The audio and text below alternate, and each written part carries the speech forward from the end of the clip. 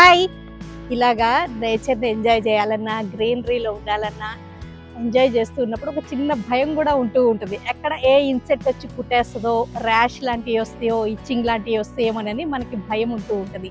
ఇలా వచ్చేవి లోకల్‌గా ఉంటూ ఉంటాయి. అండ్ ఇంకా కొన్ని కారణాలతోటి ఇచ్చింగ్ అనే సమస్య వేధిస్తూ ఉంటది. వాటిలో కొన్ని సీరియస్ కన్సర్న్స్ కూడా ఉంటుంటాయి.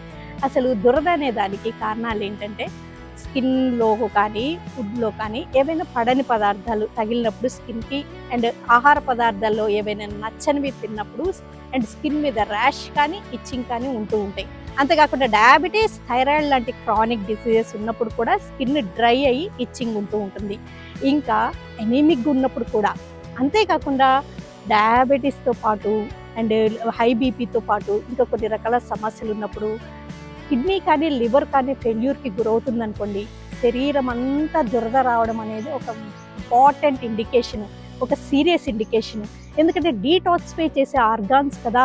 ఇవి ఫెయిల్యూర్‌కి గురయ్యే కొద్దీ స్కిన్ మొత్తం ఇచ్చింగ్ రావడం, కారణం తెలవకుండా వేధించడం, దీనికి అనేక రకాల ఆయింట్మెంట్స్, క్రీమ్స్ ప్రయత్నించడం చాలా మందిని చూస్తుంటాం. కానీ రీజన్ తెలుసుకొని ట్రీట్మెంట్ తీసుకోవాల్సి ఉంటుంది. ఎనీమిక్‌గా అయినప్పుడు కూడా ఇచ్చింగ్ ఉంటుంది కాబట్టి అది కూడా గమనించుకోవాలి.